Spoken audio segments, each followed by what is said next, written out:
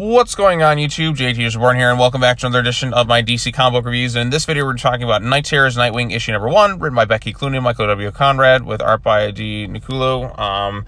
This one, again, is set in the Night Terrors event. This one actually feels more clear-cut that, hey, this is an obvious dream nightmare situation. Basically, Nightwing wakes up, or is in his dream world. He's at Arkham Asylum.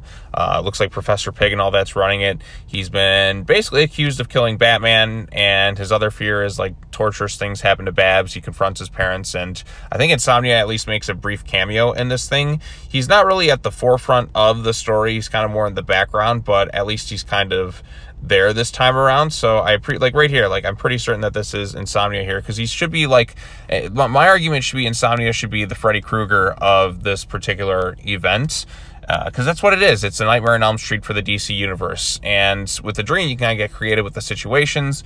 But Insomnia should be more at the forefront here. But it doesn't seem like he's really looking for the Nightmare Stone. I mean, unless you really read the little title card at the beginning, is like a new villain is kind of taking over DC and he's looking for this Nightmare Stone.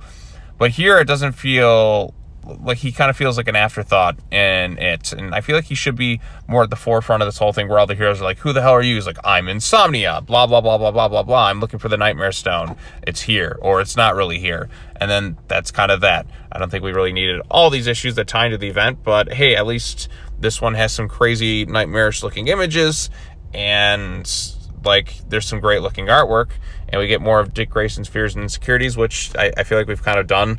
I mean, the Bat family's been gassed with like fear gas and all that before, so a lot of this stuff isn't necessarily new. There's like, oh, I did this bad thing. Well, yeah, I mean, a lot of the stuff we've kind of dealt with before, but in this one, like, we see Babs kind of turned into a robot at the end, and he's trying to find and help her. So I mean, that's a crazy looking image. Like, look at this shot here. This is my favorite panel of the whole issue.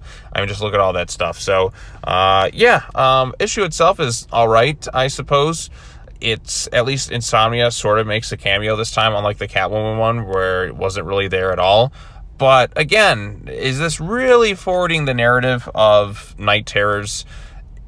Not really. It kind of feels like another issue you could probably skip, unless they have some big revelation in the second issue or something, but I have a feeling it's not really going to be the case with it. But yeah, like I said, I mean, I've seen a lot of this stuff kind of before with Scarecrow and the fear toxins, especially when it comes to the Bat family. I'm kind of more interested in seeing it done with some of the other characters of DC, because like I said, the Bat family dealing with Scarecrow and the fear gas all the time is kind of a more common trope, if you will. So, like, their nightmares or dreams or whatever, that's kind of done a lot in that regards. I kind of get it. Like, okay, they're afraid of losing their friend's family, turning to the dark side or whatever. That stuff I've kind of seen a bunch of times before. And this one doesn't really add all that much that's new, I guess, in terms of, like, the ideas at play. But it's kind of there to just showcase more stuff. Kind of feels like it's more padding for this event at this point.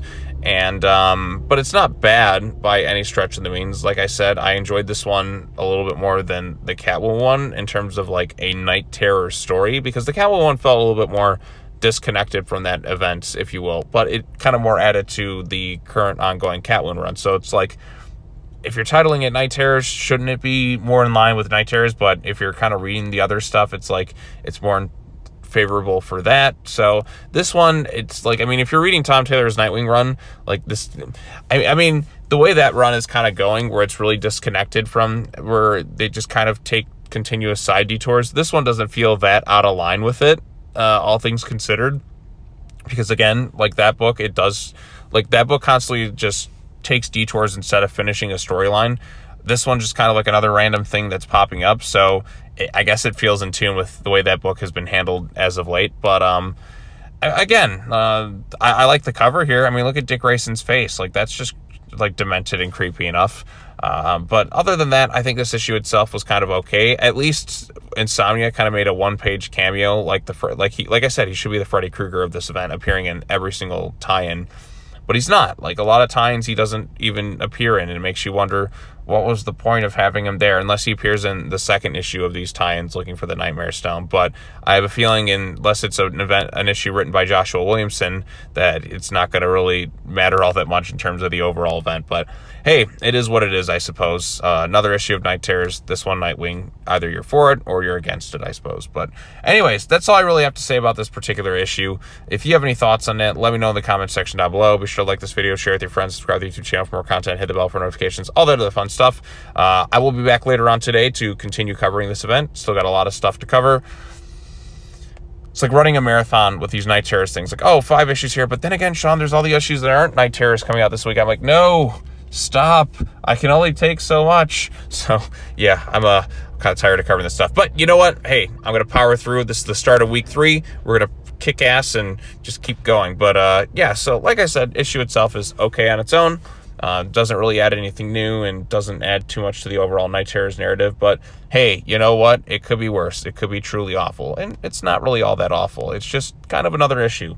But if you're going to have 1,000 issues in like one event, I feel like they should all feel more important. So otherwise the customer is going to feel like they're getting ripped off or something. But hey, it is what it is. I'm a little event fatigued right now by DC. But hey, you know, some people like it and some people don't. So there you go. All right, I've rambled on long enough. Post your comments down below. Let me know what you think, and I will be back hopefully later on today to continue covering all the Night Terrors goodies, I suppose. So, all right, well, that's all I have to say. As always, take care now. Bye-bye then, and I'll see you all in the next video. Peace.